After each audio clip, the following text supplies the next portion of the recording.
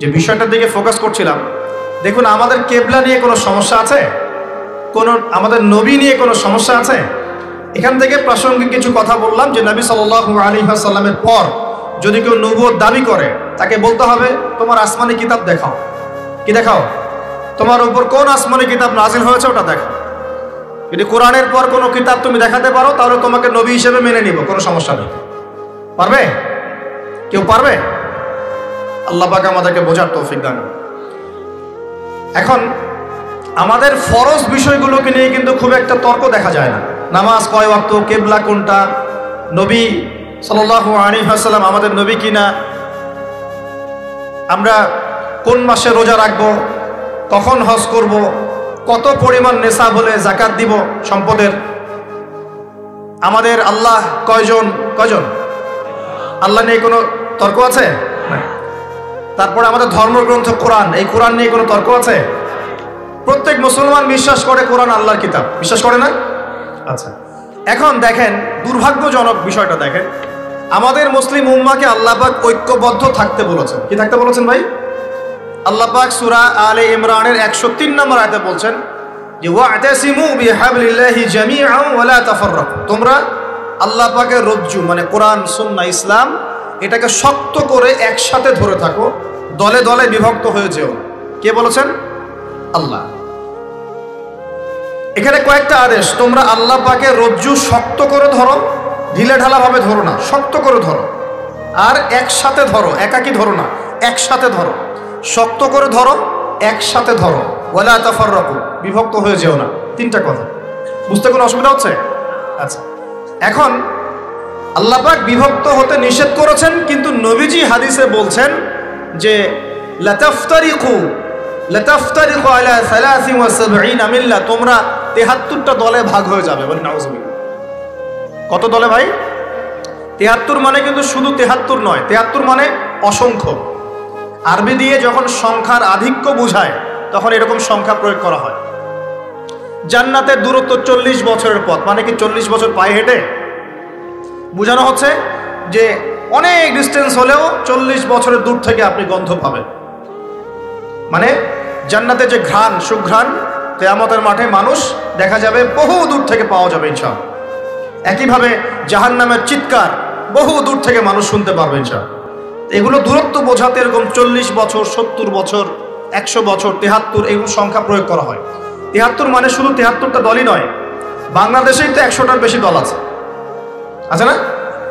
বাংলাদেশেই তো, উপমহাদেশেই তো 100, 200, 300 দল পাওয়া যাবে। প্রত্যেক দলের উপদল, শাখা দল আছে, আছে না?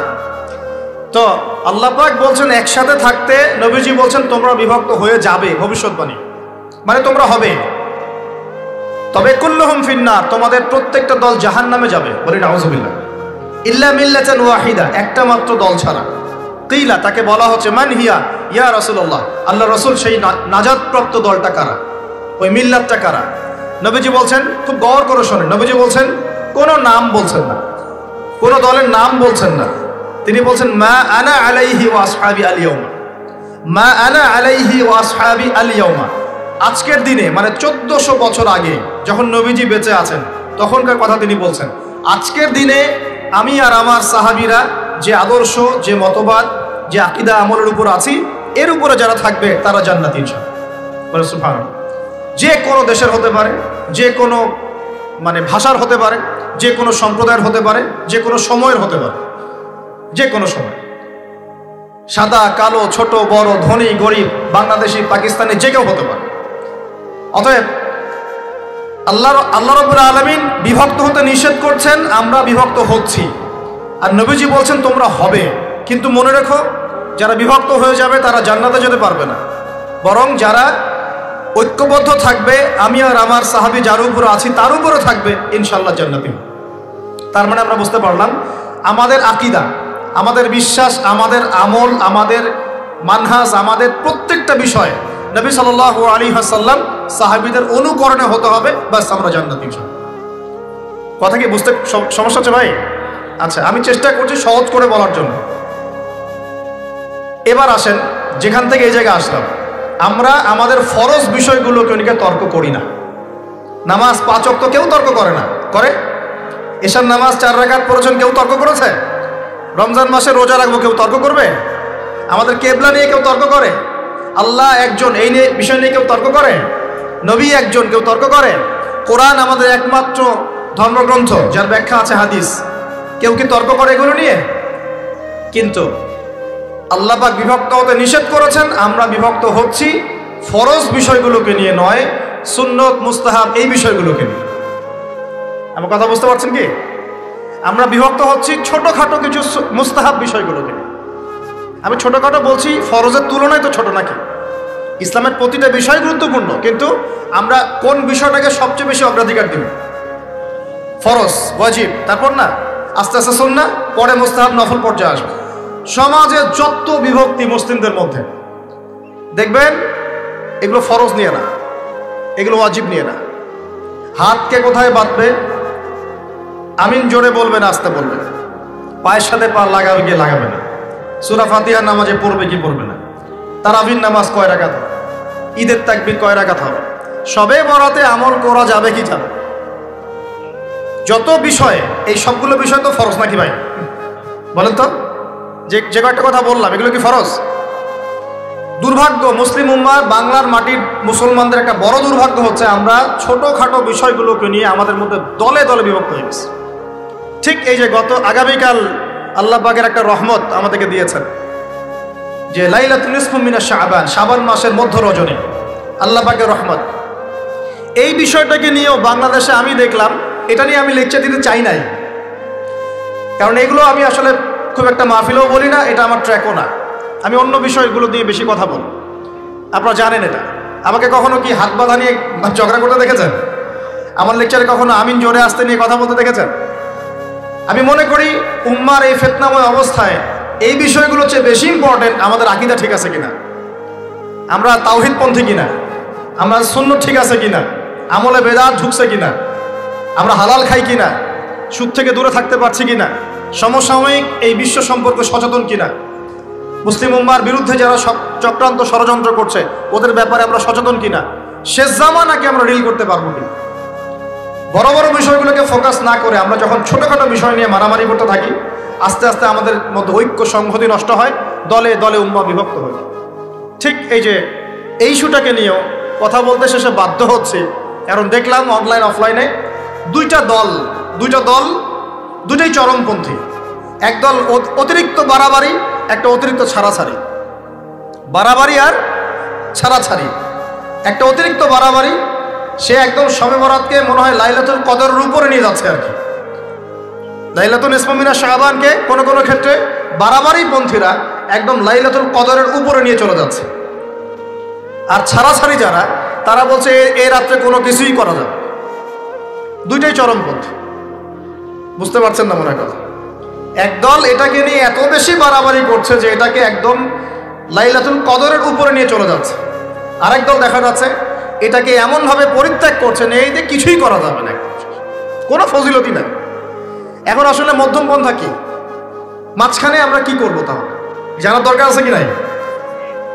অনেক হাদিসের অনেক আলোচনা, প্রায় 40-50 পৃষ্ঠার বই, সব আলোচনা তো মাহফিলে করা সম্ভব না। আমি সারমর্মটুকু বলি। সারমর্ম কি? হাদিসের শবে বরাত নামে কোনো শব্দ নাই, এক নাম্বার কি নাই ভাই? শবে বরাত নামে কোনো শব্দ নাই, আছে লাইলাতুন নিসফু মিনাশ শাবান, শাবান মাসের মধ্য রজনী। শাবান মাসের মধ্য রজনী। শাবান মাস কি? উত্তর, নবী সাল্লাল্লাহু আলাইহি ওয়াসাল্লাম রমজান মাসের পর যে মাসে রোজা রাখতে বেশি গুরুত্ব দিয়েছেন তার নাম শাবান। আমার সাথে বলেন, শাবান মাস কি? নবী সাল্লাল্লাহু আলাইহি ওয়াসাল্লাম রমজানের পরে যে মাসে রোজা রাখতে খুব বেশি গুরুত্ব দিয়েছেন তার নাম শাবান।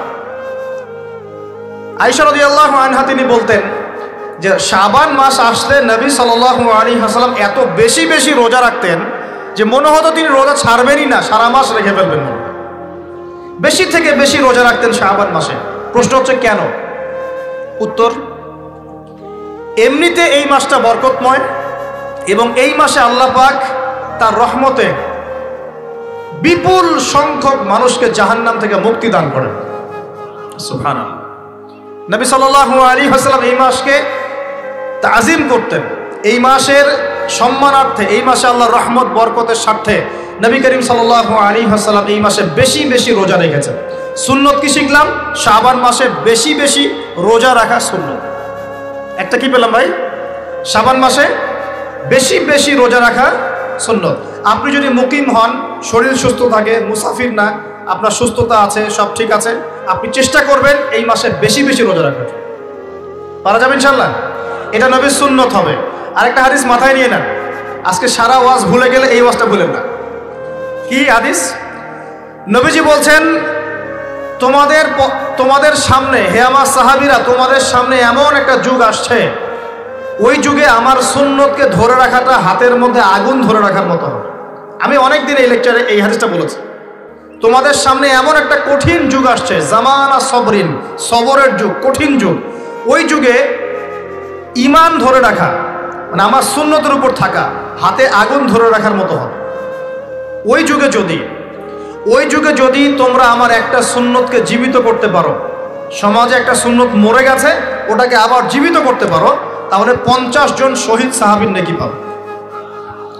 হাদিসটা বুঝলেন? শুধু নেকি না, আপনি 50 জন শহীদ সাহাবীর নেকি পাবেন, যখন চলমান সমাজে একটা সুন্নত মিটে গেছে, নাই, মানুষ আমল করছে না, কিন্তু আপনি সেটাকে জীবিত করলেন। পারা যাবে ইনশাল্লাহ।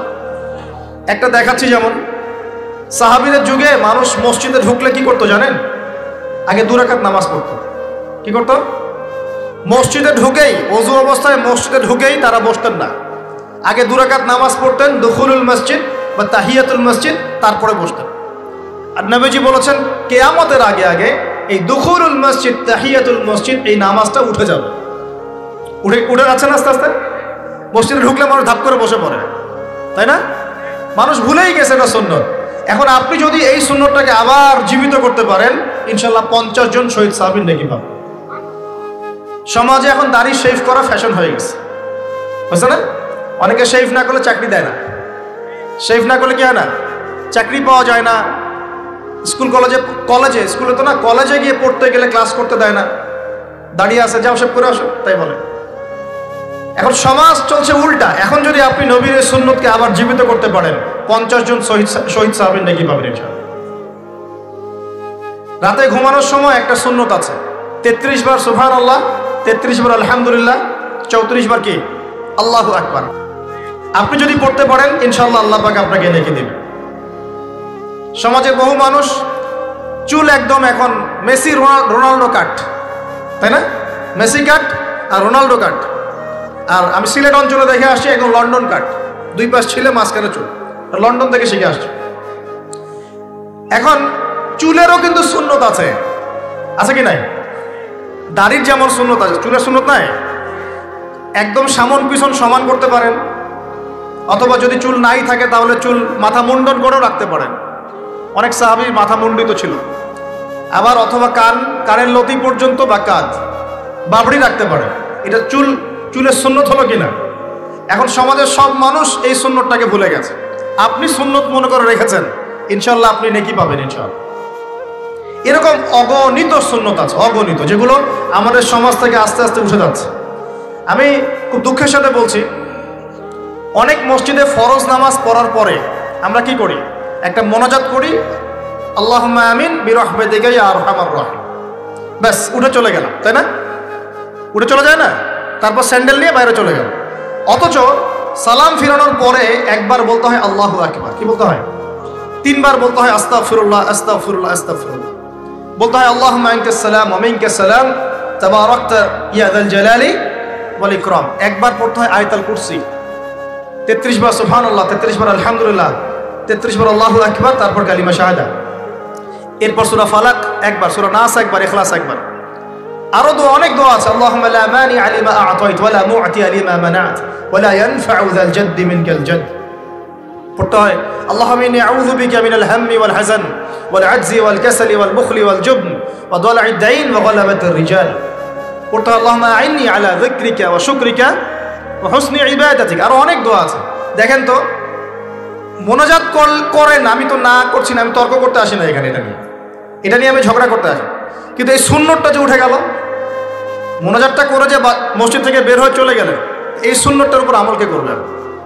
সুন্নত উঠে গেল না? আপনি যদি বসে এখন সুন্নতটা প্রতিষ্ঠা করেন 50 জন শহীদ সাহাবীর নেকি পাবেন ইনশাআল্লাহ। এগুলো তো গেল আমলিয়াত। সমাজ চলছে সুদের উপরে, আপনি যদি হালাল অর্থনীতি প্রবর্তন করতে পারেন তাহলে কত নেকি পাবেন। সমাজ চলছে জেনায়, আপনি এখন পর্দা প্রতিষ্ঠা করলেন তাহলে কত নেকি পাবেন।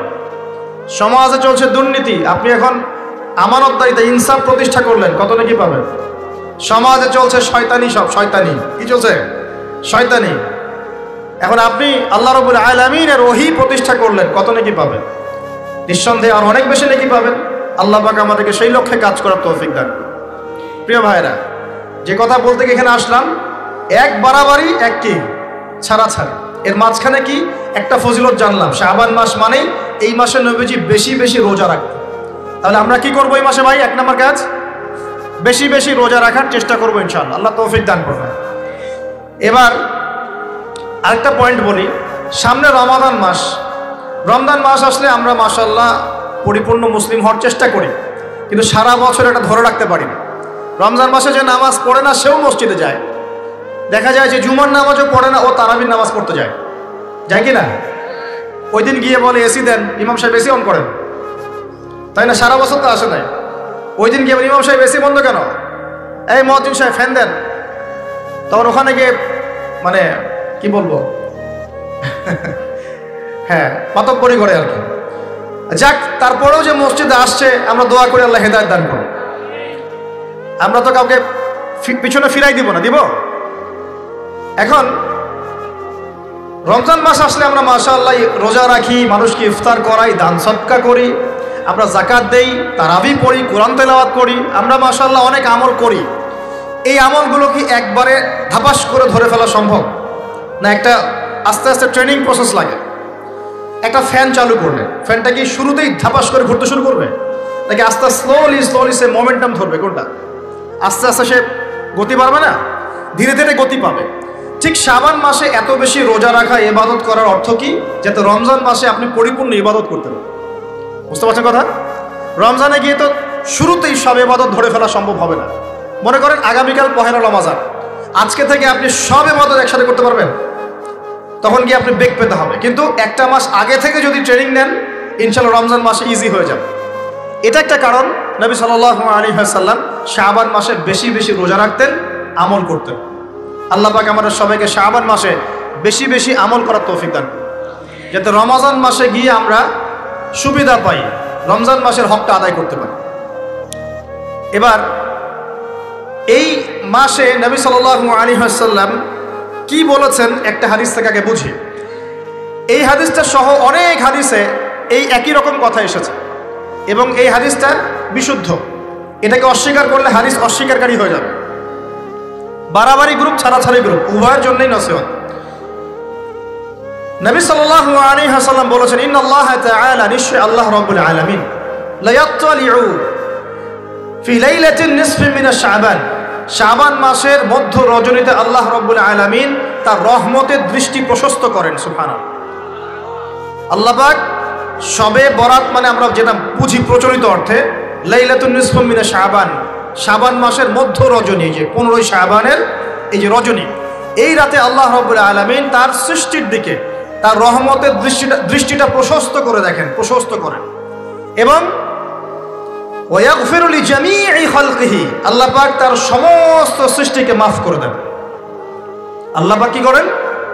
তার সমস্ত সৃষ্টিকে কি করেন? মাফ করে দেন। কথাটা ভালো করে বোঝেন। আল্লাহ পাক তার সমস্ত সৃষ্টিকে মাফ করে দেন, ইল্লা, তাদেরকে ব্যতীত। এক, ইল্লা লিমুশরিকিন, 1 নাম্বার যে ব্যক্তি মুশরিক, যে শিরক করে আল্লাহর সাথে, যে আল্লাহর সাথে শিরক করে। আর 2, মুশাহিনিন, যে ব্যক্তি অন্তরে মানুষের সাথে বিদ্বেষ পোষণ করে, হিংসা বিদ্বেষ মনে আছে এরকম ব্যক্তি, এবং মনের মধ্যে শিরক আছে, শিরকি আকীদা, মুশরিক, এই 2 শ্রেণীর মানুষ ছাড়া আল্লাহ পাক সমস্ত মানুষকে মাফ করে দেন। তাহলে এই রাতের ফজিলত প্রমাণ হলো কিনা? রাতের ফজিলতটা প্রমাণ হলো কিনা? আচ্ছা, এখন এর ব্যাকআপ আরো অনেকগুলো হাদিস আছে। ওই সবগুলো হাদিসকে একত্রিত করলে এমনই কনক্লুশন আসে। এছাড়াও আরো কিছু দুর্বল হাদিস আছে, এগুলো দুর্বল, সনদগতভাবে অন্যান্যভাবে দুর্বল। ওখানে আরো কিছু পয়েন্ট পাওয়া যায় যে আর কাকে কাকে আল্লাহ পাক মাফ করেন না। সবাইকে তো মাফ করেন, আর কাকে কাকে করেন না। এই হাদিসে দুটো পেয়েছি, এটা একদম অকাট্য। এটা হলো মুশরিক, আল্লাহ পাক মাফ করেন না। 2, যে অন্তরে হিংসা বিদ্বেষ পোষণ করে, হিংসা বিদ্বেষ আছে, এদেরকে আল্লাহ মাফ করেন না। আরো কিছু দুর্বল বর্ণনা থেকে পাওয়া যায়, এটা দুর্বল বর্ণনা, কিন্তু জেনে রাখতে তো সমস্যা নাই। সমস্যা আছে? আর পাপ তো পাপী, দুর্বল হাদিসে আসুক আর কঠিন হাদিসে আসুক, পাপ তো পাপী নাকি? পাপ ছাড়তে কোনো সমস্যা আছে? তো তৃতীয় এক শ্রেণীর নাম পাওয়া যায়, যারা হচ্ছে আত্মহননকারী, নিজেরা নিজেদেরকে আত্মহত্যা করেছে, এদেরকে আল্লাহ মাফ করেন। আত্মহনন বোঝেন কিনা? আত্মহত্যা যারা করে, আত্মহনন, এটা একটা শ্রেণী পাওয়া যায়। 4 নম্বর একটা পাওয়া যায় আত্মীয়তার সম্পর্ক ছিন্নকারী, আত্মীয়তার সম্পর্ক ছিন্নকারী। 5 নম্বর একটা পাওয়া যায়, সেটা হলো মাদক দ্রব্য সেবনকারী। মাদক দ্রব্য সেবনকারী, যুবকরা খুব ভালো করে শোনো এগুলো। মাদক দ্রব্য সেবনকারী আল্লাহ সবাইকে মাফ করেন, মাফ করছেন না। আরেকটা পাওয়া যায়, সেটা হলো যারা জেনার পাপে লিপ্ত আছে। কিসের পাপে ভাই? জেনার পাপ। এরকম আর কিছু ব্যাকআপ পাওয়া যায়, কিন্তু এগুলোর বর্ণনা দুর্বল। বর্ণনা কি? দুর্বল, কিন্তু পাপ তো পাপই নাকি? এই পাপগুলো তো পাপ। এই পাপগুলো করলে কি আল্লাহ খুশি হন? অকাট্য সহি থেকে পাওয়া যায় এই দুইটা, মুশরিক এবং মুশাহিদ। যারা শিরক করে, অন্তরে বিদ্বেষ পোষণ করে, আল্লাহ পাক এদেরকে মাফ করেন। এখন আগে জানি শিরক থেকে কিভাবে বাঁচবো, শিরক কি এবং কেন, তারপরে জানবো হিংসা বিদ্বেষ, তারপরে আমরা যাব এই রাত্রে আমরা কি করতে পারি। মনে রাখবেন, আমল করতে হবে 3টা বিষয় খেয়াল রেখে। কয়টা বিষয় ভাই? আমল করতে হবে 3টা বিষয় খেয়াল রেখে। 1, আমল করতে হবে একমাত্র আল্লাহ পাকের সন্তুষ্টির জন্য। 1 নম্বর কি বলেন? 1, আল্লাহর সন্তুষ্টির জন্য, কারো সন্তুষ্টির জন্য না, কারো জন্য না, শুধু কার জন্য? দলিল হচ্ছে ইন্নাস সালাতি ওয়া নুসুকি ওয়া মাহইয়ায়া ওয়া মামাতি লিল্লাহি রাব্বিল আলামিন ফাসাল্লি লিরাব্বিকা ওয়ানহার। 2, আমল হতে হবে একমাত্র নবী সাল্লাল্লাহু আলাইহি ওয়াসাল্লামের সুন্নাত মোতাবেক। কার সুন্নাত মোতাবেক? নবী এবং সাহাবীদের সুন্নতের সাথে মেলে না, সেই আমল করা যাবে না। নবী এবং সাহাবীদের সুন্নতের সাথে মেলে না, সেই আমল করা যাবে না। 3 নাম, আমলটা যত সুন্দরী মনে হোক, আমলটা যত সুন্দরী মনে হোক আর যত মানুষই করুক, যত মজাদার মনে হোক না কেন, নবী করেন নাই, সাহাবীদের থেকে প্রমাণ নাই, আমল করবো না। করলে বেদাত হয়ে যাবে। কি হবে? বেদাত হয়ে যাবে। আর 3 নাম্বার হচ্ছে, আমলগুলো করার আগে অবশ্যই আপনার রিজিকটাকে হালাল করতে হবে। কি করতে ভাই? ব্যাস, এই 3টা শর্ত পূরণ করে আমল করলে ইনশাআল্লাহ তাআলা আমরা জান্নাতে যাবো ইনশাআল্লাহ। আমরা আশাবাদী আল্লাহ পাক আমাদেরকে জান্নাত দিবেন ইনশাআল্লাহ। আল্লাহ পাক এক রাতে রহম করে সমস্ত মাখলুক সৃষ্টিকে মাফ করে দিচ্ছেন, শুধু শিরক এবং হিংসা বিদ্বেষ পোষণকারীকে মাফ করছেন না। বুঝতে হবে এই পাপ দুটো কত কঠিন। এবার আসেন, প্রথমে একটু শিরক নিয়ে কথা বলি, তারপরে মুশাহিদ নিয়ে কথা বলি। ধৈর্য ধরবেন তো নাকি? দেরি হচ্ছে? সবর করেন। এখন প্রথমে জানি শিরক কি এবং কেন। শিরক হচ্ছে এমন একটা পাপ, যেই পাপ আমলনামায় থাকলে পরে বিনা তওবায় যদি সেই ব্যক্তি মারা যায়, আল্লাহ পাক তাকে মাফ করবেন না। ভালো করে শোনেন, শিরক এমন একটা পাপ, যে পাপ যদি আমলনামায় থেকে যায়, বিনা তওবায় সে মারা যায়, শিরকের পাপ নিয়ে আল্লাহর সামনে দাঁড়ায়, আল্লাহ তাকে মাফ করবেন না। দলিল সূরা নিসা, আল্লাহ পাক বলছেন ইন্নাল্লাহা লা ইয়াগফিরু আন ইউশরাকা বিহি ওয়া ইয়াগফিরু মা দুনা যালিকা লিমান ইয়াশা। আল্লাহ পাক তার সাথে শিরকের গুনাহ মাফ করবেন না, এছাড়া যে কোনো গুনাহ যাকে ইচ্ছা মাফ করবেন। বুঝাচ্ছি, মনে করেন একজন ব্যক্তি জিনা করেছে, কথা নাউযুবিল্লাহ, একজন ব্যক্তি জিনা করেছে বা মিথ্যা কথা বলেছে বা ধরেন মদ খেয়েছে ইত্যাদি। এখন সে তওবা করলে তো মাফ পেতই, তওবা করলে মাফ হতো না? তওবা করলে মাফ তো পেতই। মনে করেন তওবা না করেই মারা গেছে, আল্লাহ পাক চাইলে কিয়ামতের মাঠে এই পাপও বিনা তওবাতেই মাফ করতে পারে। কথা বুঝতে পারছেন? বুঝতে পারছেন না মনে হয়। মনে করেন একজন ব্যক্তি মদ খেয়েছে, জিনা করেছে ইত্যাদি, সে তওবা করার ফুরসত পায় নাই, বিনা তওবায় মারা গেছে। আল্লাহ পাক চাইলে কিয়ামতের মাঠে তওবা না করা সত্ত্বেও আল্লাহ পাক তাকে মাফ করতে পারে। কিন্তু একজন ব্যক্তি শিরকের পাপ করেছে, তওবা না করে মারা গেছে, আল্লাহ পাক কিয়ামতের মাঠে শিরকের পাপ মাফ করবেন। আমি কি বুঝতে পারছি? অন্য পাপের কারণে আল্লাহ রাব্বুল আলামিন শাস্তি দিয়ে হোক কোনো একটা ভাবে হোক, নবীর সুপারিশের মাধ্যমে হোক, তাকে জাহান্নামে গেলেও সেখান থেকে বের করে জান্নাতে দিবেন ইনশাআল্লাহ। কিন্তু শিরকের পাপ যার আমলনামায় থাকবে তার উপর জান্নাতকে হারাম করে দেওয়া হয়েছে। বলেন নাউজুবিল্লাহ। সূরা মাইদায় দলিল আছে, শিরকের পাপ যার আমলনামায় আছে তার জন্য জান্নাতকে হারাম করে দেওয়া হয়েছে। শিরক মানে অংশীদার সাব্যস্ত করা, আল্লাহ পাকের সাথে কাউকে সমকক্ষ করা। শিরক কত প্রকার হয়? উত্তর 3 প্রকার। কয় প্রকার ভাই? বিশ্বাসে শিরক হয়, মানে আকীদায় শিরক হয়। আমলে শিরক হয়, মানে কাজে শিরক হয়। কথা বা লিসানে শিরক হয়। মনে থাকবে? 1 নাম্বার কিসে শিরক হয়? বলেন আমার সাথে। বিশ্বাসে শিরক হয়, আকীদায় শিরক হয়। 2 নাম্বার আমলে শিরক হয়, কাজে শিরক হয়। 3 নাম্বার কথায় শিরক হয়। কয়েকটা এক্সাম্পল দিয়ে বুঝতে পারবেন। একজন ব্যক্তি মনে করেন বিশ্বাস করে যে আল্লাহ বলতে কেউ নাই, কি হবে এটা? বলেন শিরক। একজন ব্যক্তি মনে করেন বিশ্বাস করে যে আল্লাহ আছে, আরো ইলাহ আছে, তাহলে কি হবে? কেউ যদি বিশ্বাস করে আল্লাহর সন্তান আছে, কি হবে? কেউ যদি বিশ্বাস করে মহাবিশ্ব আল্লাহ সৃষ্টি করে নাই, বিগ ব্যাং থেকে সৃষ্টি হয়েছে, কি হবে? কেউ যদি বিশ্বাস করে আল্লাহ মানুষকে সৃষ্টি করে নাই, মানুষ বানর থেকে হয়েছে, কি হবে? আচ্ছা, বিশ্বাসগত সে। কেউ যদি মনে করে আল্লাহ ছাড়া অমুকে আমার সন্তান দিতে পারে, কি হবে? কেউ যদি বিশ্বাস করে যে আল্লাহকে পাওয়ার জন্য আমাকে মাধ্যম ওসিলা পূজা করতে হবে, তাহলে কি হবে? কেউ যদি চন্দ্র, সূর্য, গ্রহ, নক্ষত্র, গাছপালা, মূর্তি এসবে পূজা করে, কি হবে? এগুলো বিশ্বাসগত শিরক। কেমন শিরক ভাই? বিশ্বাসগত শিরক। 2 নাম্বার আসেন আমলগত, কাজগত শিরক। কেমন? মনে করেন সেজদা করতে হয় কার জন্যে? কেউ যদি এখন কবরে গিয়ে সেজদা করেন, কি হবে? আল্লাহর জন্য সেজদা করতে হয় না কবরে সেজদা করতে হয়? সেজদা কার জন্যে? আচ্ছা, তাহলে শিরক হবে। কুরবানি কার জন্য করতে হয়? কেউ যদি এখন মনে করেন জিনকে সন্তুষ্ট করার জন্য কুরবানি করে দেন, কি হবে? এখনকার যুগে কিন্তু বহু মানুষ জিনের উপাসনা করে।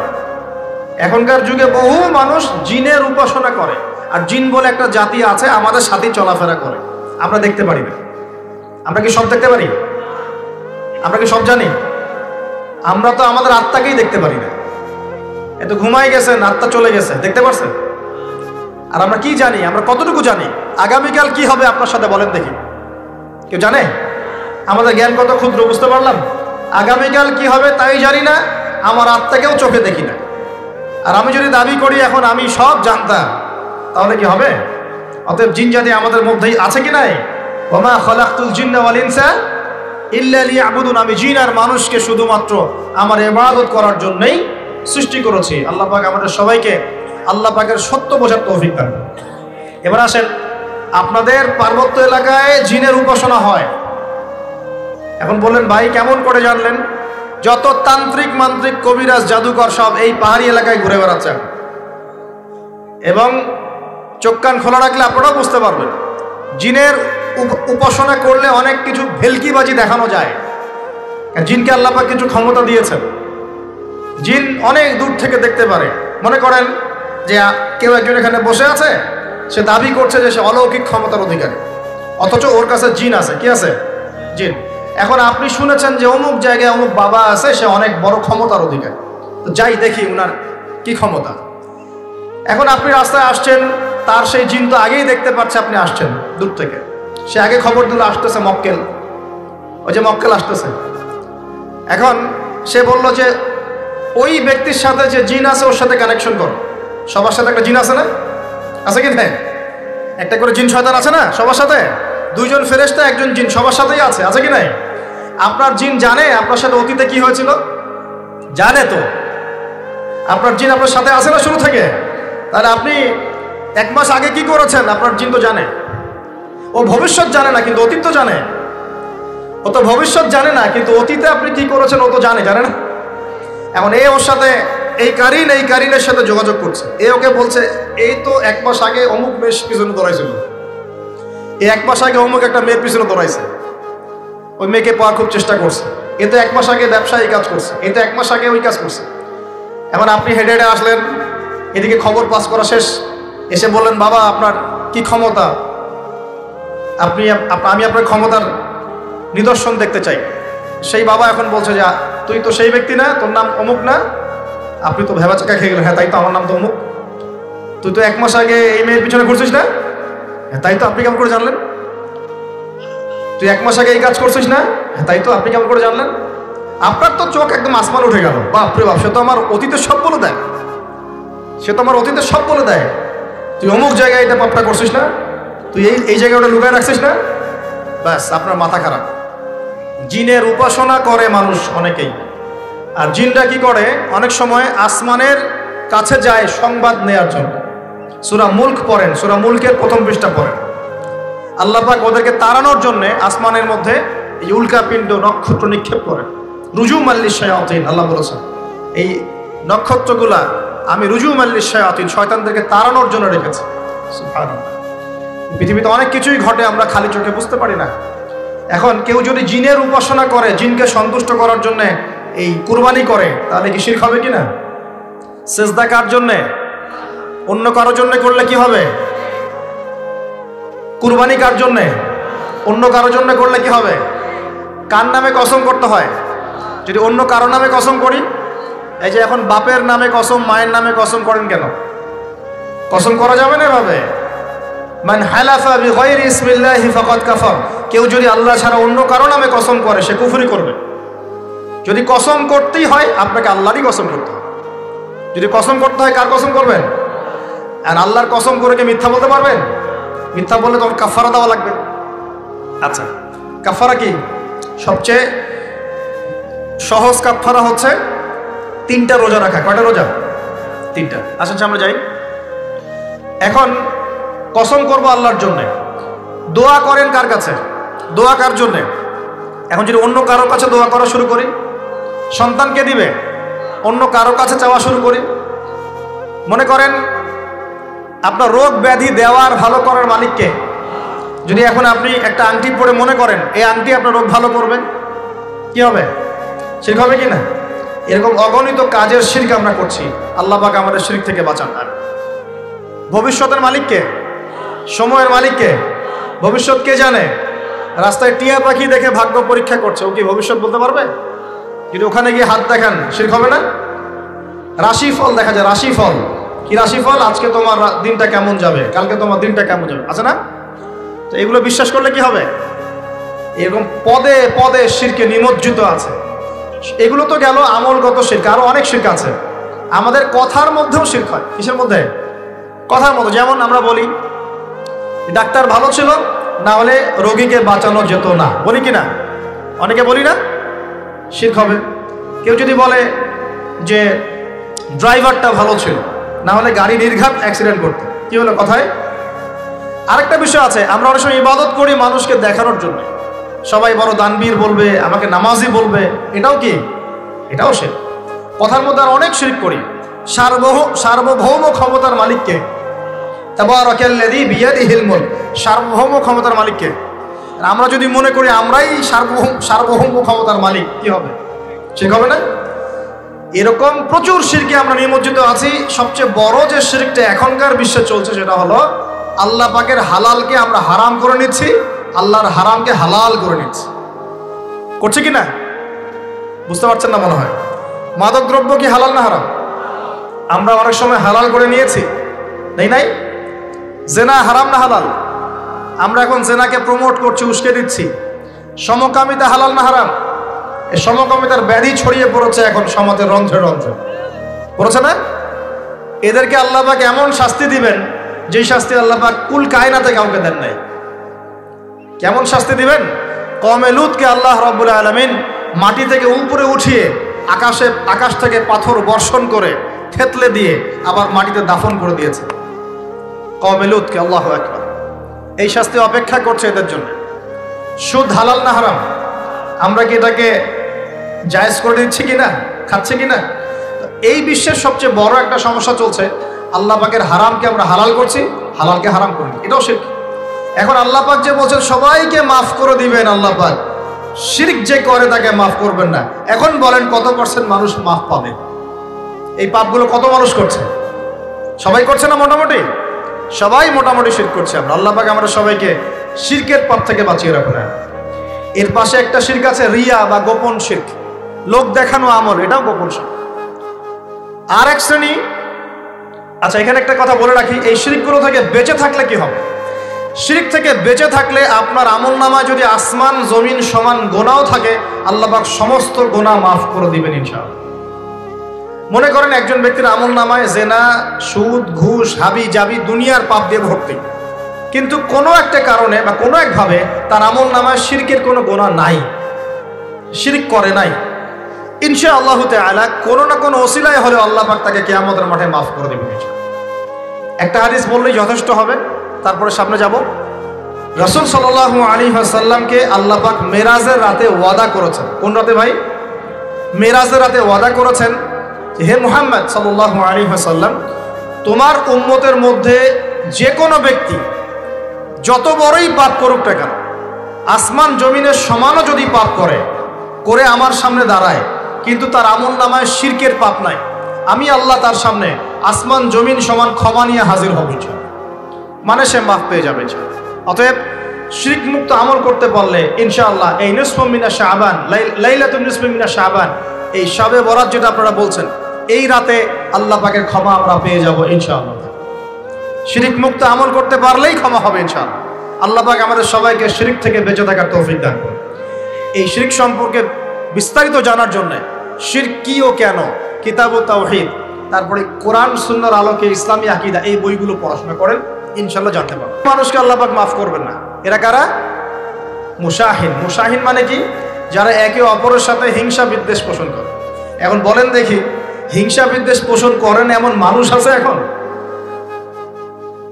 বলেন দেখি। রাজনৈতিক অঙ্গনে একজন আরেকজনের সাথে হিংসা করছে কিনা? সামাজিক নেতৃত্ব নিয়ে একজন আরেকজনের সাথে হিংসা করছে কিনা? পরিবারের মধ্যেও একজন আরেকজনের সাথে হিংসা করছে কিনা? ভাই একজন আরেকজনের সাথে হিংসা করছে কিনা? আলেম একজন আরেকজনের সাথে হিংসা করছে কিনা? করছে না? বক্তা একজন আরেকজনের সাথে হিংসা করে কিনা? ধর্ম থেকে শুরু করে বিশ্ব রাজনীতি পর্যন্ত হিংসার দাবানলে এখন পুরো বিশ্বের মানুষ জ্বলে পুরো শেষ হয়ে যাচ্ছে, হচ্ছে না? মহিলা হিংসা করে কিনা? সতীনে হিংসা করে কিনা? সতীন বোঝেন কিনা? বিয়েই তো করেন নাই, সতীন বুঝবেন কি? সতীন কি জিনিস? দুই বউ, এক বউ আরেকবার কি হয়? সতীনে হিংসা করে কিনা? আয়েশা রাদিয়াল্লাহু আনহার বাসায়, মানে ঘরে নবী সাল্লাল্লাহু আলাইহি ওয়াসাল্লাম বসে আছেন, ঢুকেছেন, আর অন্য একজন স্ত্রীর ঘর থেকে একটা খাবার আসতে পারে না, ভালোবেসে মহব্বত করে হাদিয়া দিয়েছেন। আয়েশা রাদিয়াল্লাহু আনহা যখন দেখলেন তার ঘরের মধ্যে খাবার পাঠিয়েছে অন্য একজন স্ত্রী, পুরো থালাটাকে মাথার উপর নিয়ে ধাবাস করে ভেঙে ফেলে দিলেন। তো রাসূলুল্লাহ সাল্লাল্লাহু আলাইহি ওয়াসাল্লাম মুচকি হাসছেন, আর উপস্থিত হয়তো আরো দু একজন ছিলেন, তাদেরকে বলছেন, তোমাদের মা রাগ করেছে। তিনি নিজেই হাতে সেগুলো তুললেন, সব ভাঙাচুরা পিসগুলো নিজে তুলে রেখে দিয়ে ভালো থালা বাটিগুলো হাদিয়া পাঠালেন ওই স্ত্রী ঘরে, যে ঘর থেকে খাবার এসেছে। এইভাবে ডিল করতে হয় আর কি। রাসূল সাল্লাল্লাহু আলাইহি ওয়াসাল্লাম তখন রাগ হন নাই, কেন এই কাজ করলা? আরেকদিন আয়েশা রাদিয়াল্লাহু আনহা একটা কথা বলে ফেলেছেন। নবী সাল্লাল্লাহু আলাইহি ওয়াসাল্লাম তার কোন এক স্ত্রীর কাছ থেকে এসেছেন। আয়েশা রাদিয়াল্লাহু আনহা বলছেন, আপনি তার কথা কিভাবে স্মরণ করেন? সে তো একটু খাটো, এরকম একটা কথা বলেছেন, সে তো একটু খাটো, একটু বেটে। আয়েশা রাদিয়াল্লাহু আনহাকে আমাদের নবীজি বলছেন, শোনো, তুমি এমন একটা কথা বলেছ, আমাদের সবার জন্য হেদায়েত আছে, তুমি এমন একটা কথা বলেছ, এই কথাটা যদি সমুদ্রের সাথে মিশিয়ে দেওয়া হয়, পুরো সমুদ্রের পানি দূষিত হয়ে যাবে, বলি নাউজুবিল্লাহ। এই যে এতটুকু কথা, যে সে তো একটু খাটো ইয়া রাসূলুল্লাহ, এই যে এতটুকু কথা, খালি এই যে অত কালো, কত অমুক, কত তমুক, কত গরিব, কত কৃষক, কত ছোট লোক, কত এই যে রিক্সাওয়ালা, আমরা কথা বলি না এগুলা? আমাদের এগুলো কথা আছে না সমাজে? এগুলো বলার সাথে সাথেই এটা এমন পাপ হয়ে যায়, সাগরের মধ্যে এই পাপ মিশিয়ে দিলে সাগরের পানি নষ্ট হয়ে যাবে, নাউজুবিল্লাহ। এরকম হিংসা বিদ্বেষ মনে থাকলে তাজকিয়া পাওয়া যায় না। তাজকিয়া মানে আত্মশুদ্ধি। তো এখানে এটা স্বভাব সুলভ, মানুষের মধ্যে এসে যায়, আসে কি না? আসে না? এই সবে লাইলাতুন নিসফি মিনা শাবানের হাদিসগুলোর মধ্যে একটা হাদিসে আসছে, সনদের কথা আমি বলছি না, আমি প্রসঙ্গটা বলছি, যে আয়েশা রাদিয়াল্লাহু আনহা বলছেন, আমি ঘুম থেকে উঠে দেখি রাসূল সাল্লাল্লাহু আলাইহি ওয়াসাল্লাম নামাজ পড়ছেন। কি পড়ছেন? নামাজ, তার ঘরে নামাজ পড়ছেন। নামাজে এত লম্বা সেজদা করছেন যে আমার কাছে মনে হলো নবী মনে হয় ইন্তেকাল করেছেন। নাউজুবিল্লাহ। তারপরে আমি তাকে তার বুড়ো আঙ্গুল ধরে নাড়া দিলাম। নবী সাল্লাল্লাহু আলাইহি ওয়াসাল্লাম তাড়াতাড়ি নামাজ শেষ করলেন। শেষ করে বললেন, আজকের রাত এমন একটা রাত, এই রাতে আল্লাহ রাব্বুল আলামিন তার অসংখ্য বান্দাকে মাফ করে দেন। এরপর তিনি আবার ঘুমিয়ে গেলেন। আয়েশা রাদিয়াল্লাহু আনহা এবার উঠে বলছেন, আমি দেখলাম যে নবী সাল্লাল্লাহু আলাইহি ওয়াসাল্লাম আমার ঘরে নাই, আমার ঘরে নাই। তখন তিনি বলছেন, আমার মনের মধ্যে তখন ওই ফিলিংস আসলো যেটা মেয়েদের মধ্যে স্বভাব সুলভ চলে আসে।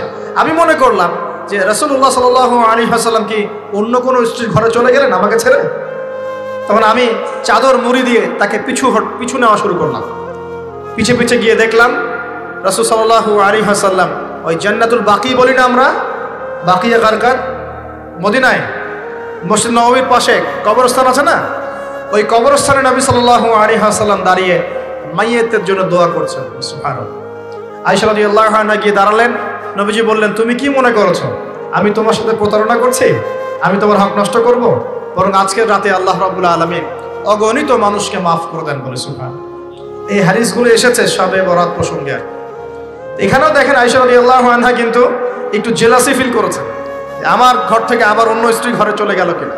এগুলো স্বভাব সুলভ, এগুলো আসতে পারে, এগুলো মানুষের মধ্যে কি আসতে পারে। কিন্তু বিদ্বেষ পোষণ করে একে অপরের ক্ষতি করে দেওয়া, এই কাজগুলো যারা করবে আল্লাহ পাক এই রাত্রে ওদেরকে মাফ করবেন না। এখন আমাদের জন্য আগে নসিহত দুইটা। এই রাত্রের ফজিলত পেতে হলে নসিহত আগে দুইটা। এক, আমাদের আকীদা আমলে কোনো শিরক থাকা যাবে না, বলি আমিন। আল্লাহ কবুল করুন। আমাদের আকীদা এবং আমলে কোনো প্রকার শিরক রাখা যাবে না। দুই, আমরা মনের মধ্যে কোনো ভাইয়ের প্রতি হিংসা বিদ্বেষ রাখবো না। রাখবো ইনশাল্লাহ? রাখবো না। আমরা কোনো ভাইয়ের প্রতি হিংসা বিদ্বেষ পোষণ করবো না ইনশাল্লাহ। একটা হাদিস বললেই আপনি বুঝে ফেলবেন, তারপর আমি সামনে যাচ্ছি, এরপরে আমি আস্তে আস্তে ফিনিশিং দেবো ইনশাল্লাহ। আল্লাহর রাসূল বলেছেন সাল্লাল্লাহু আলাইহি ওয়াসাল্লাম, তিনি বলেছেন যে তোমরা ততক্ষণ পর্যন্ত জান্নাতে যেতে পারবে না, ভালো করে শোনেন, তোমরা ততক্ষণ পর্যন্ত জান্নাতে যেতে পারবে না যতক্ষণ তোমরা প্রকৃত মুমিন না হচ্ছ, প্রকৃত মুমিন না হচ্ছ। আর তোমরা ততক্ষণ পর্যন্ত প্রকৃত মুমিন হতে পারবে না যতক্ষণ পর্যন্ত না পরস্পরকে ভালো না বাসছো, পরস্পরকে ভালো না বাসছো। এই ভালোবাসা আবার বয়ফ্রেন্ড গার্লফ্রেন্ড ভালোবাসা না, দিনই ক্ষেত্রে ভালোবাসা। আর আমি কি তোমাদেরকে জানিয়ে দিব কি করলে তোমরা পরস্পরকে ভালোবাসতে পারবে? সাহাবীরা বলছেন, অবশ্যই বলুন ইয়া রাসূলুল্লাহ। নবীজি বলছেন, তোমরা একে অপরকে সালাম দেওয়ার অভ্যাস করো, ইনশাআল্লাহ তোমরা একে অপরকে ভালোবাসতে পারো। ইসলামের সৌন্দর্য দুটা, কয়টা ভাই? বেশি বেশি মানুষকে সালাম দেয়া এবং মানুষকে খাবার খাওয়ানো। কি খাওয়ানো? আরেকটা মনে রাখবেন, কিয়ামতের আগে আগে মানুষ বাছাইকৃত মানুষকে সালাম দিবে, সবাইকে সালাম দিবে। চলছে কিনা সমাজে? কিয়ামত দূরে না কাছে? এটা আজকে আলোচনার টপিক না, নাহলে আমি বলতাম যে কতগুলো আলামত আপনি দেখতে পারবেন। এখন আমরা বুঝতে পারলাম এই রাতের ফজিলত আছে, আছে কি নাই?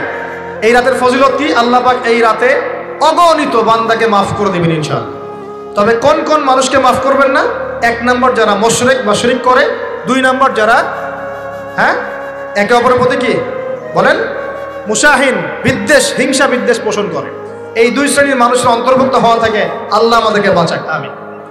এরপরে দুর্বল হাদিসগুলো বা যেগুলো একদম দুর্বল সনদের, সেগুলোর মধ্যে অতিরিক্ত এসেছে আত্মীয়তার সম্পর্ক ছিন্ন করলে মাপ পাচ্ছে না, আত্মহত্যা করলে মাপ পাচ্ছে না, জেনা করলে মাপ পাচ্ছে না, মাদকদ্রব্য সেবন করলে মাপ পাচ্ছে না। এই পাপগুলো থেকেও আল্লাহ পাক আমাদেরকে বাঁচিয়ে রাখুন বলি আমি। এখন কিভাবে এই রাতে আমরা ইবাদত করব জানার দরকার কিনা? তার আগে ইবাদত কবুলের কয় শর্ত বলেছে? 3। আল্লাহর সন্তুষ্টির জন্য হতে হবে, নবীর সুন্নাহ মাফিক হতে হবে, এবং 3 নম্বর হচ্ছে হালাল রিজিক থাকতে হবে, হারাম খেয়ে ইবাদত করা যাবে না। এখন আসেন, কোন হাদিসের মধ্যে স্পেসিফিকলি বলা নাই যে এই রাতে এই এই এই এই ইবাদত করতে হবে, কোন হাদিসের মধ্যে পাওয়া যায় না। কথা বোঝার চেষ্টা করুন। যেমন লাইলাতুল কদর সম্পর্কে বলা হচ্ছে না, যে লাইলাতুল কদরে যারা কিয়াম করবে, দিনে সিয়াম রাখবে, রাতে কিয়াম করবে, কোরআন তেলাওয়াত করবে, কোরআন দিয়ে কিয়াম করবে, আল্লাহ ওদেরকে মাফ করে দিবেন। এটা আমল দেওয়া আছে। লাইলাতুল কদরে নবী সাল্লাল্লাহু আলাইহি ওয়াসাল্লাম যা করতেন সেগুলোর মধ্যে আমল দেওয়া আছে। এই নিসফু মিনা শাবানের মধ্যে স্পেসিফিকলি এভাবে হাদিসের মধ্যে উল্লেখ করা নাই এই আমলগুলো। এটা খুঁজে খুঁজে আমাদেরকে বের করতে হয়। খুঁজে খুঁজে কেমন? নবী সাল্লাল্লাহু আলাইহি ওয়াসাল্লাম দোয়া করছিলেন মৃতদের জন্য, করছিলেন না? তাহলে এটা একটা আমল পাওয়া গেল। নবী সাল্লাল্লাহু আলাইহি ওয়াসাল্লাম নামাজে ছিলেন সেজদারত অবস্থায়, ওই যে আয়েশা রাদিয়াল্লাহু আনহা টোকা দিলেন, দিয়ে বললেন আমি ভাবছিলাম তার ইন্তেকাল হয়ে গেছে কিনা, তার মানে বুঝলাম যে আপনি নামাজ পড়তে পারেন। এরপরে আল্লাহ পাকের কাছে ক্ষমা চাইতে পারেন, কারণ এই মাসে আল্লাহ পাক আপনাকে এই রাতে আল্লাহ আপনাকে ক্ষমা করবেন, এই রাতে আল্লাহ ক্ষমা করবেন। এখন এটাকে বলা হয় প্রশস্ততা। ব্যক্তিগতভাবে এখানে আপনাকে প্রশস্ত এখতিয়ার দেয়া হয়েছে। ব্যক্তিগতভাবে আপনাকে আল্লাহ পাক তার রাসূলের মাধ্যমে এই শরীয়তে এই রাতের আমলের জন্য একটা প্রশস্ত এখতিয়ার দিয়েছেন। আপনি রাসূল সাল্লাল্লাহু আলাইহি ওয়াসাল্লামের সুন্নাহ মাফিক যে কোনো ভালো কাজ করতে পারেন, কিন্তু নির্দিষ্ট করে আপনাকে দেওয়া হয় নাই যে আপনাকে 100 রাকাতই পড়তে হবে, আপনাকে 200 রাকাতই পড়তে হবে, আপনাকে 10 রাকাতই পড়তে হবে, আপনাকে 1 খতমই দিতে হবে, এরকম নির্দিষ্ট করে আপনাকে কিছু দেওয়া হয়। আপনি এখন চাইলে সুন্দর করে ওযু করলেন, ওযু করে মাশাআল্লাহ আতর খুশবু ব্যবহার করতে পারেন, করে সুন্দর জামা পরলেন, পরে আপনি আল্লাহর স্মরণে নামাজ আদায় করলেন। এখন ফরজ নামাজ আগে না নফল আগে? ফরজ আগে না নফল আগে? এই আমলগুলো ফরজ না নফল? এগুলো নফল। আগে তো ফরজ পড়তে হবে নাকি? 5 ওয়াক্ত ফরজ নামাজ তো আগে, তারপরে আপনি নফলে আসেন। আমাদের জীবনে কোনটার গুরুত্ব সবচেয়ে বেশি? ফরজ ঠিক না থাকলে নফল দিয়ে কাজ হবে?